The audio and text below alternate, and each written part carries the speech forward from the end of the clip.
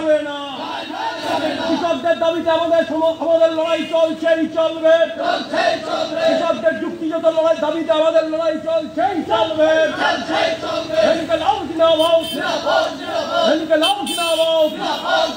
কৃষক শ্রমিক দিচ্ছে না, কৃষক শ্রমিক দিচ্ছে না, কৃষকদের সমর্থনে আমাদের লড়াই চলছেই চলবে।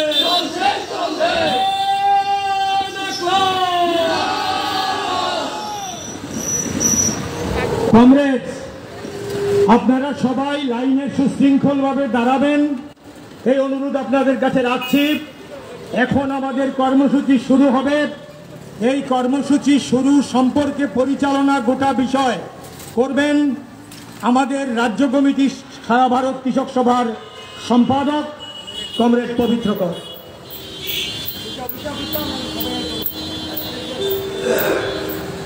সংগ্রামী বন্ধুগণ, ভারতের স্বাধীনতার পরে সবচেয়ে বৃহত্তম সংগ্রাম আজকে ভারতবর্ষের রাজধানী দিল্লি তার চারপাশে কৃষকরা করছেন। এখন প্রায় 5 শতাধিক কৃষক সংগঠন তার সঙ্গে যুক্ত হয়েছে। শুধু কৃষক সংগঠন না, ছাত্র, যুব, নারী, আইনজীবী, যারা বুদ্ধিজীবী অংশের মানুষ আছেন, সর্বস্তরের মানুষ তার সমর্থনে দাঁড়িয়েছে। রাষ্ট্রপতি পুরস্কার প্রাপ্ত আমাদের দেশের বিশিষ্ট খেলোয়াড়গণ, বিভিন্ন সিনেমার তারকা তাদের যে পদক তা বর্জন করেছে। গত পরশুদিন প্রায় 1.5 লক্ষ যারা অবসরপ্রাপ্ত সৈনিক তারা এই আন্দোলনের পক্ষে থাকবেন এই ঘোষণাও তারা দিয়েছে। তবে এই যে ব্যাপক ঐক্য, প্রথম শ্রমিক, কৃষক, এরপরে সমস্ত মানুষের ঐক্য, এই ঐক্য কিন্তু আমরা লক্ষ্য করলাম কেন্দ্রের যে নরেন্দ্র মোদীর নেতৃত্বে এই বড়লোকের যে সরকার, তাদের টনক আমরা নামাতে পারছি না।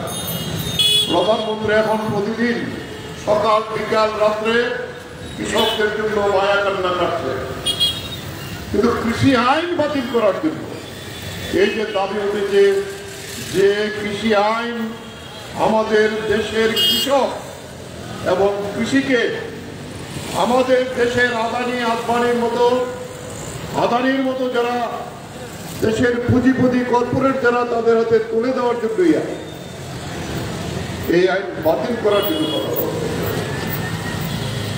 আশ্চর্যের বিষয়, গত পরশুদিন পর্যন্ত 6ষ্ঠ দফার আলোচনা হয়েছে। শেষ মুহূর্তে 2 দফা যে বিদ্যুৎ বিল 2020 যেটা তারা প্রস্তাব করেছিল তা বাতিল করবে স্বীকার করেছে, এবং পাঞ্জাব, হরিয়ানার যে কৃষকরা তারা জমির যে নাড়া আমরা বলি তা পুরাতে হয়, এখন এটা পুরালে তাদের বিরুদ্ধে কেন্দ্রীয় সরকার জরিমানা করার আইন করেছিল। এই দুটি ওনাকে বলেছেন কৃষিমন্ত্রী, আমাদের তো বাধ্যবাধকতা আছে। কার কাছে বাধ্যবাধকতা? কৃষকদের কাছে না, যারা অন্নদাতা। বাধ্যবাধকতা আদানি, আম্বানির কাছে, তাই তারা এই আইন বাতিল করতে পারছে না।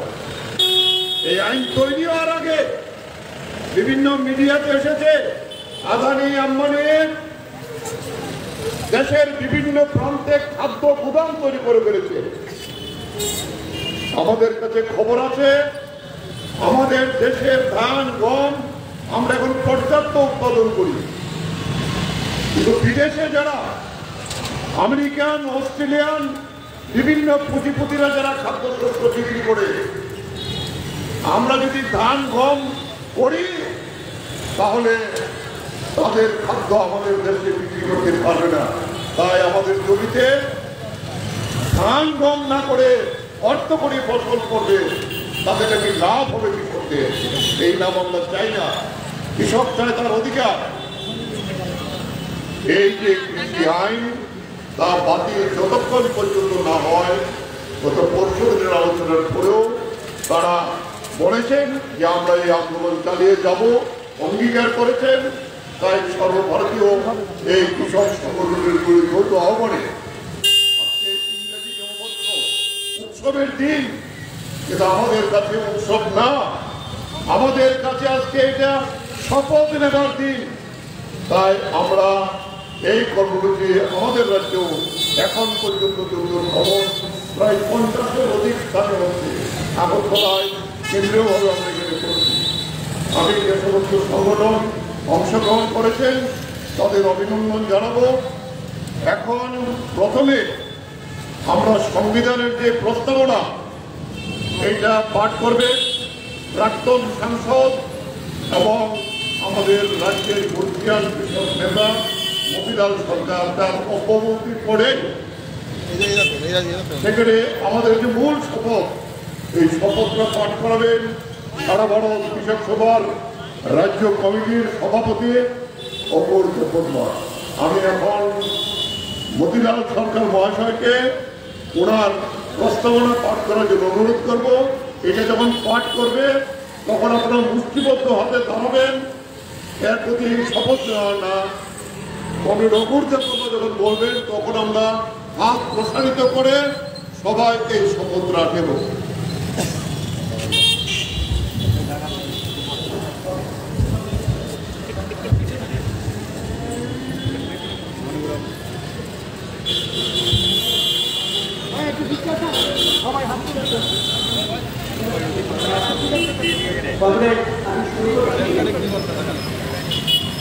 ভারতের সংবিধান প্রস্তাবনা।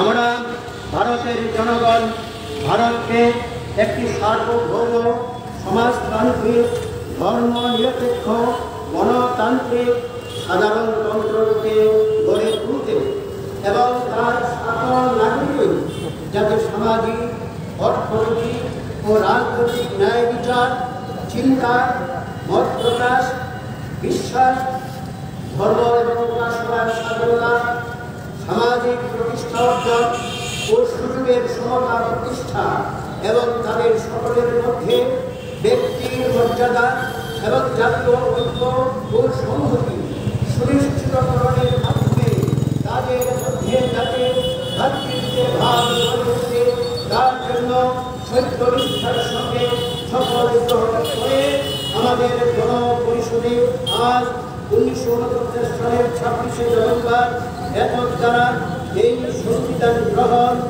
বিধিবদ্ধ এবং নিজেদের অর্পণ করছি।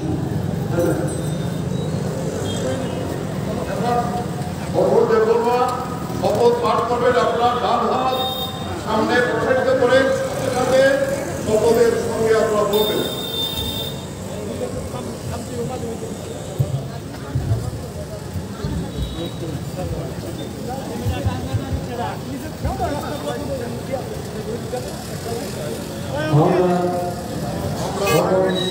শপথ নিচ্ছি ভারতের সংবিধানের বাস্তবায়নে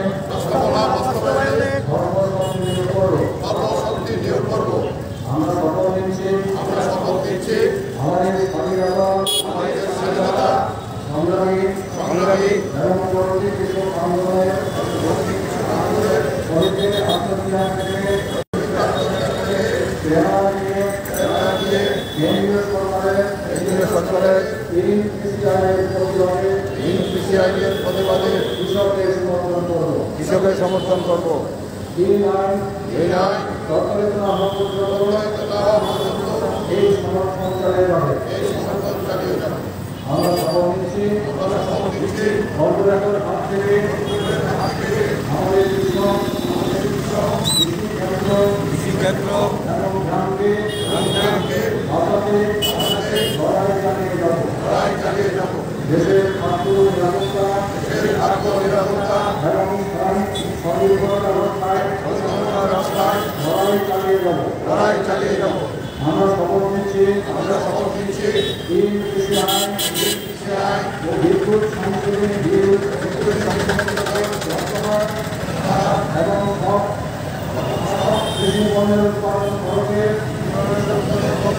যেরকম হিসাবে ন্যূনতম সহায়ক মূল্যে ফসল সংগ্রহ নিশ্চিত করার আইন বাস্তবায়িত করার জন্য আত্মত্যাগে সবসময় আমরা বিশ্বাস করি ভারতের কৃষকরা বাস্তবিক ভারতবাসী এবং শক্তিশালী হবে। ধন্যবাদ।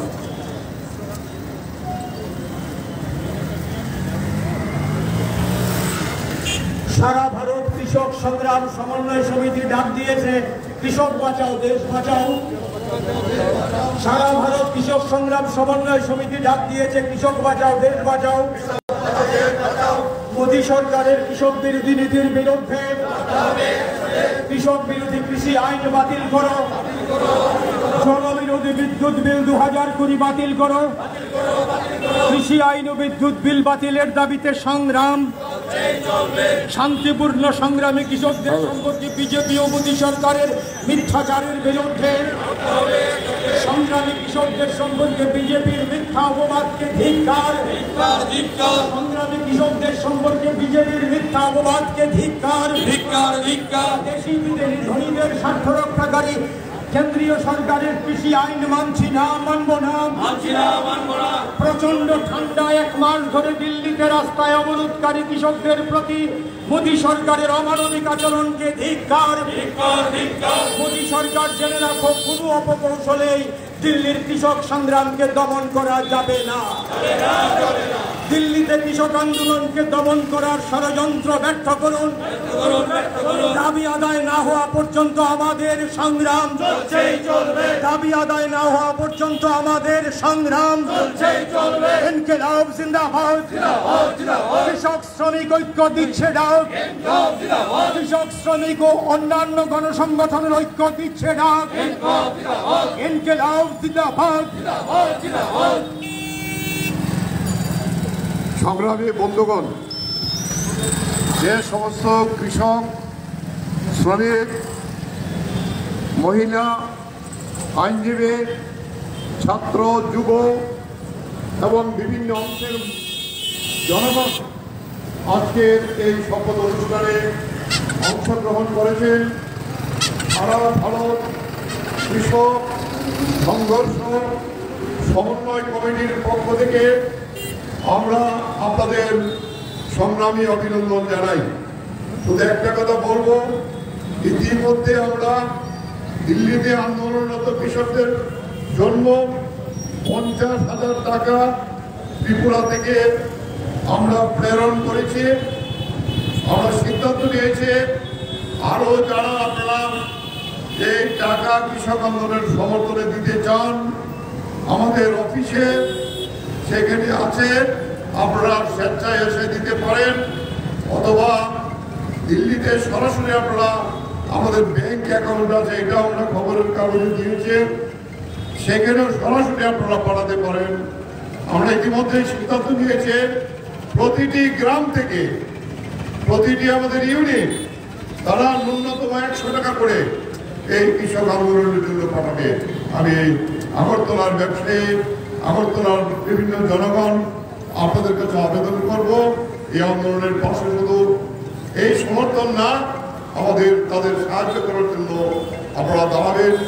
এই কয়টি কথা আজকে যেভাবে আপনারা আপনাদের এই সংহতি জানিয়েছেন, আপনাদের সবাইকে কৃষক সংগ্রাম সমন্বয় কমিটির পক্ষ থেকে অভিনন্দন জানিয়ে আজকের কর্মসূচি আমরা এখানে সমাপ্ত করলাম। পতাকাগুলো এখানে সবাই নিয়ে আসবেন। এরপরে